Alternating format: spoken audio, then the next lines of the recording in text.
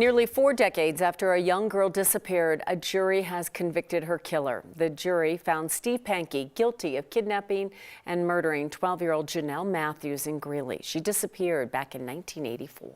Pankey's first trial had ended in a mistrial, but this time it took jurors less than a day to reach a decision. 9 News Crime and Justice reporter Matt Jablow is in Greeley, joining us now with more on the decision. Matt? Tom, Janelle's parents said they often thought this day would never come, but now that it has, they're overjoyed and deeply grateful. I just want to cry. 38 years after their daughter Janelle disappeared, Jim and Gloria Matthews said justice delayed was not justice denied. What did I feel when they announced the verdict? Well, obviously relief. In December of 1984, 12-year-old Janelle Matthews was kidnapped from her home in Greeley. Her body was finally found 35 years later, in 2019, by oil workers digging in a remote field in Weld County. That was a miracle. Then in 2020, police arrested Stephen Pankey, a former Weld County resident who over the years told police and prosecutors that he would lead them to Janelle's body in exchange for immunity from prosecution, which he never received. We, the jury, find the defendant, Stephen Dana Pankey, guilty. Late Monday morning, a jury found Pankey guilty of first-degree murder, and a few hours later, a judge sentenced him to life in prison with the possibility of parole after 20 years. Closure, finality for our family, and praising God for his help in this as well. I cannot forgive him for how he killed Janelle. God is the only one who can forgive evil, and I feel that this is evil. For his part, Pankey made only a brief statement in court today saying, quote, "I am a Christian, I will be in heaven, I am innocent, and this is not justice for Janelle." Kim and Tom. I can't even begin, for those of us who've been here for 40 years, trying to sort through all that's happened in that time and how that family, how the prosecutors, how all the people who had to work on this case and live with this case for so long are feeling today. Tom, it was, as you can imagine, an incredibly emotional day, both inside the courtroom and afterwards outside on the courtroom steps when prosecutors and the Matthews family spoke. All right, Matt, thanks. Court documents reveal 2 of the 4 people killed in a shooting early yesterday morning filed protection orders against the suspect just last week. Police believe 21-year-old Joseph Castorena shot 4 people. Police say this stemmed from an ongoing domestic situation. Court documents show that Castorena's ex-girlfriend, as well as her sister and father, filed protection orders against him last week. They claim he pulled a gun on his ex-girlfriend and threatened to kill her father. Safe House Denver, a domestic violence survivor support center, says family members of domestic violence victims are often at risk as well.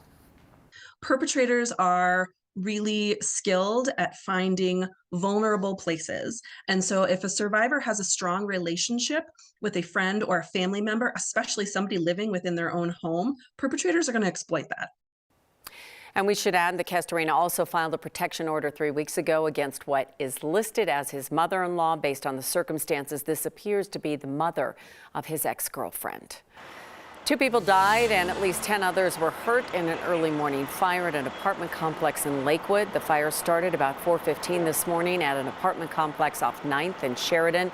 The fire destroyed the complex and displaced residents of all 32 units. Coming up at 4:30, our Noel Brennan is going to join us live from Lakewood with more on this developing story. Denver police are trying to find out who shot and killed 2 men in southeast Denver. This after police responded to a shooting a little after 2 a.m. yesterday morning on East Girard Avenue near Camden and Dayton. Police say DeAndre Lewis and Rashad Jackson were killed. Lewis died at the scene. Jackson at the hospital. Now police are looking for any leads and are asking you to call Crime Stoppers if you do know anything. There is a reward for information. As we take a look outside on this Halloween afternoon, still a lot of blue sky, warm temperatures for this time of year as we wrap up October. Kathy, I know Rod Mackey will be along later to tell you how much snow he was expecting on Halloween. Yep, I came in today. I'm doing all the shows just to make sure he doesn't get into that forecast. Don't let him get away with it. He's like a gremlin. He likes Just to get call into the him out. computer and he just starts like messing with things. Now we are going to have snow this week. It's just not going to be on Halloween. And you wouldn't know it by looking at this beautiful day. Mount Meeker in the distance here. So clear, fair skies, light winds this afternoon. High pressure is our dominant feature, and with the storm track to the north and light winds out of the southwest, we say goodbye to the month of October with seasonal readings and hello to November with temperatures in the 70s. Oh, but it won't last. There's a storm off to the west of us. We'll look for increasing clouds, and snow will start to fly over the higher terrain and mountain communities probably as early as Wednesday morning. We're watching that pretty closely. Today, comfortable, 68 in Denver, 67 in Greeley, 70 Lamar and Pueblo, 52 in Eagle, and 55 in Meeker. Winds have been pretty light and will be shifting out of the southwest as we move through the day tomorrow. This evening, temperatures currently in the 60s, dropping into the 50s, but who cares about that? It's all about the trick-or-treaters. So let's dig into that Halloween forecast, shall we? Not too scary at all. I hope Rod Mackey is watching. There is not a snowflake in this forecast tonight. Fair skies, cool, 6 p.m. temperature close to 60 degrees, 9 p.m. temperature in the mid-40s. Not even cold enough to snow tonight, Rod. But coming up, I am going to talk about that metro snow forecast. And how about sunshine and 70, you guys, for the start of November? Wow. It's like a lot of his sports predictions. He's off by a bit, like 3 days. We always say don't let him call a game in favor of a home team. That's right. Ever. So No. same thing with the forecast for Halloween. I love Never. it. Is he working today, by the way?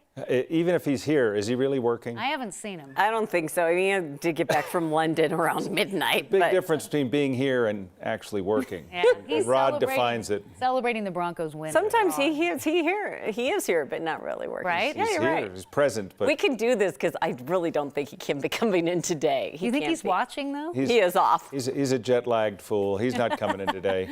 Kathy, we'll talk to you more about the forecast in a couple minutes. Thanks. Sounds great.